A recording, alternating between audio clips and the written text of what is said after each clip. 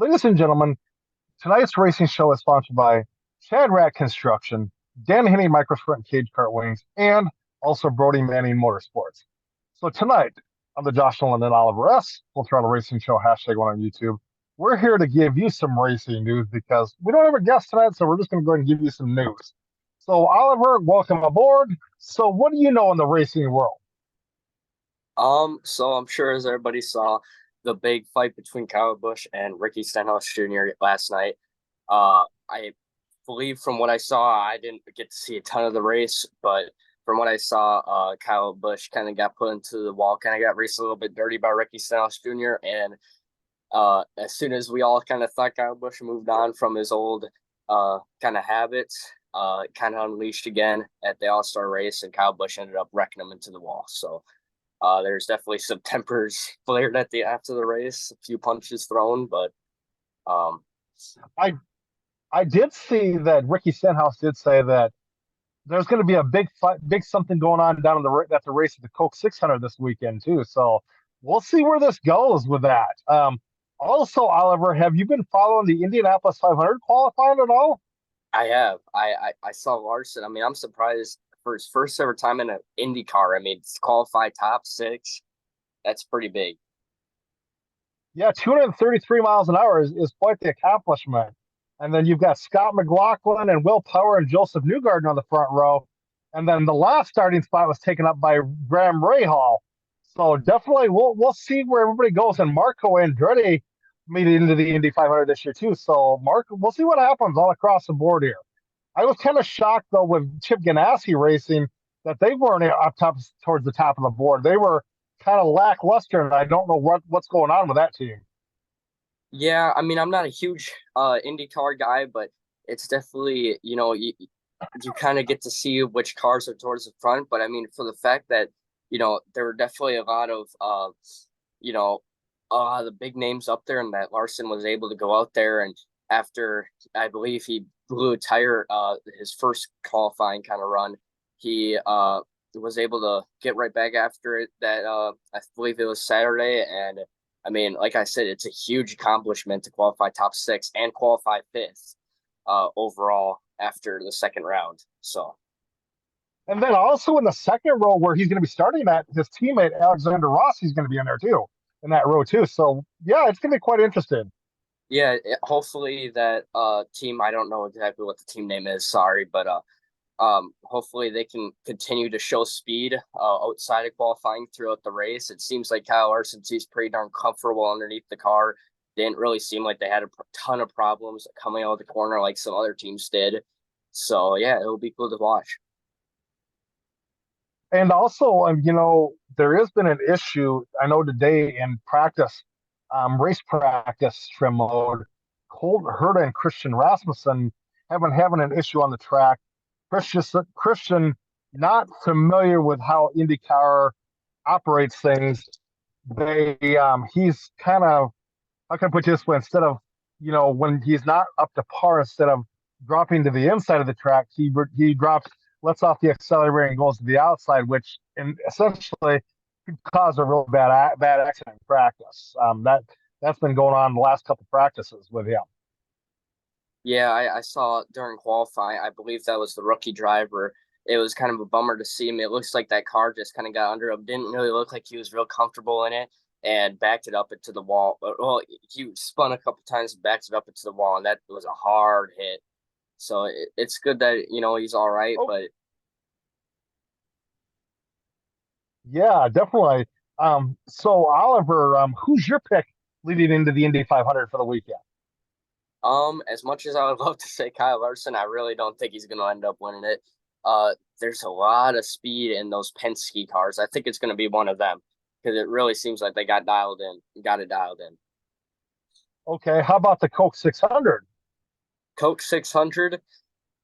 I haven't been following NASCAR a ton lately, but if I were to take a good pick, um, I would like to say Ryan Blaney, my driver, but he hasn't been really showing a ton of speed lately. I'm gonna probably go with, uh, actually I might say Ryan Blaney, maybe Joey Logano back to back after he just won the All Star race. it seems like, in this later a little bit, medium of the season beginning, it kind of seems like Penske's starting to kind of come out of their shell, kind of show some more speed. Um, Yeah, racing wise too, flipping it over to NHRA, I see that Tony Stewart's been kind of struggling lately ever since he got into that top field dragster. I don't know if he'll be able to get it dialed in, but there's been some struggle there. Adapting to that new racing series. yeah, I mean, I think you gotta sometimes cut Kyle Larson, Tony Stewart a little bit of slack. I mean, I feel like he gets almost a little bit of times, kind of gets a little bit under. I mean, a little bit under kind of where he's put at in the charts. I mean, I think that Kyle Larson as a driver, I feel like he's probably up there with Kyle Larson. I mean, you got to think about it. The guy ran dirt, asphalt, NASCAR, IndyCar, all that. So, and NHRA now. So, I think he'll have his mishaps, but I think he'll get a good rebound, and I'm sure we'll see him right up there playing with the top guys again. And they have that big race, IMCA wise, over at Spencer Fair Raceway tonight, tomorrow night, and Wednesday night. Tonight they had over 200 cars entered, so we'll see who ends up taking that. I believe it's a $25,000 prize at that race. Definitely will be interested to see who wins that. Also, Oliver, other racing news wise, um, just there's a lot of racing going on. Jackson Peters, he runs micro sprints. Last weekend, he blew his motor up. We'll see where that goes for him. Definitely, yeah, definitely. Yeah, and I feel like at least in my area, I live in Wisconsin, for anybody watching the show, it seems like dirt racing's kind of been struggling a little bit, with really local stuff. We've been pulling in at some of the bigger tracks, we've been pulling in like 70 cars. But I mean, at the bigger tracks though, I feel like you're still pulling in those like 150s, 170s. Um, but it kind of seems like I don't know if it's the same by you or with dirt race in general, but it seems like those Yeah, tracks that are yeah. really good and kind of IMCA certified, sanctioned, uh, are kind of starting to kind of creep up towards the top, where those kind of non-sanctioned tracks are starting to kind of fall down to the bottom. Oh yeah. So Oliver, also on the World of Outlaw side of things, David Gravel's been doing a pretty amazing job behind the wheel, showing some muscle out there. And then also on the High Limit Series last weekend at Map Speedway, Jacob Allen picked up the win. So yeah, it's going to be interesting to see how the sprint car scene gets played out going into the summer, the heart of summer. Yeah, it will be interesting to see, and I think I think this is gonna be a pretty, you know, chaotic summer of racing. It seems like, with the NASCAR stuff going on and the IndyCar stuff with Kyle Larson and like you were saying, the NHRA. I think this is gonna definitely be an interesting summer for all classes of racing. Yeah. So Oliver, what's been going on with your race team? Well, we're getting the motor probably in the next couple of days, and we basically got the entire drive train sit here. So once we get that motor, that's starting to piece it together, and hopefully we can get out there racing at the end of this year. Okay. So I see that you kind of took on a new role. You're going into high school football next year. Yeah, I'm pretty excited for that. High school is always kind of the big move, but I feel pretty ready, and I think sometimes people kind of make it sound a lot worse than it is. So I mean, I'm excited to kind of make that move in my life. Okay, so have they decided what position you're going to play yet for football? Defensive end. Okay, all righty. So, what do you think of your new football coach? I think he's a good guy.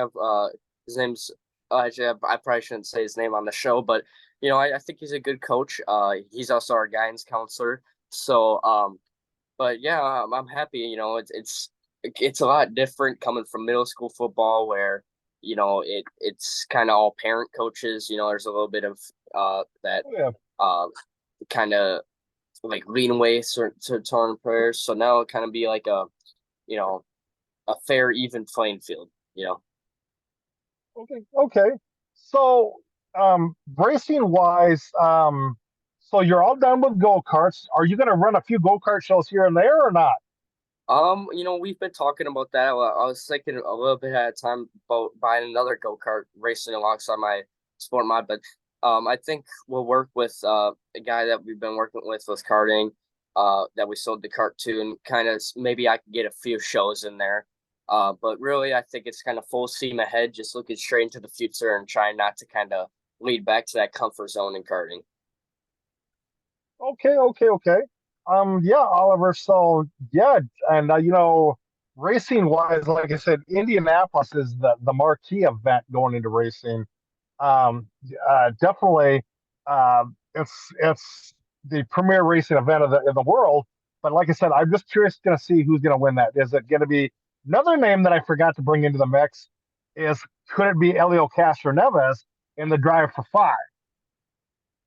Yeah, I think it'll be, I kind of, I'll be honest with you, Josh. You say some of these names, and I don't know who these guys are.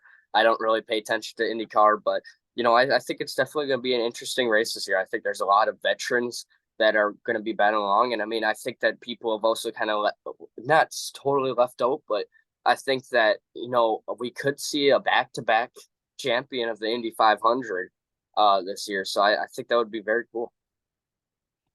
So, do you know much about the Drive for Five, Oliver, or do I need to kind of update you on that? What that is? Uh, you're probably gonna have to update me on that one.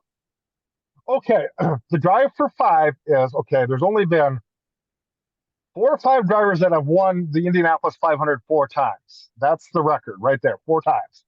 Mm. If Elio Castro Neves wins 5 times, which he's been trying for the last couple of years, that's a whole new record right there.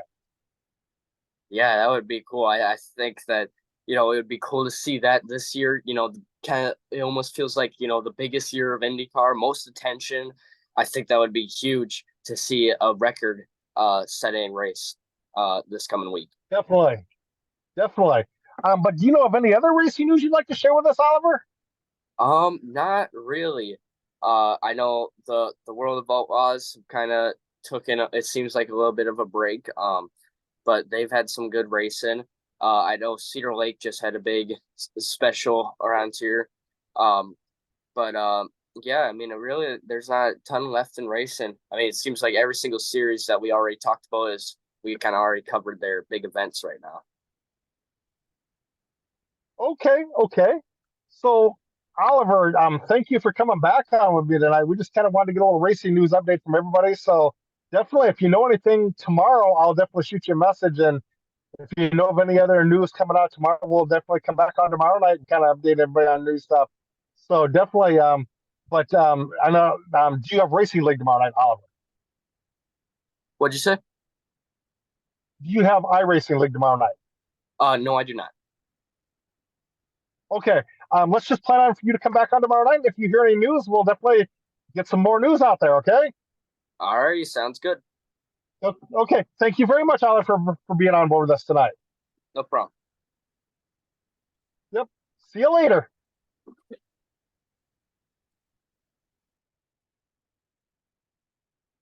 So, ladies and gentlemen, that was my co-host Oliver Schultz on board with us tonight on the Racing Show, giving you all a racing news update.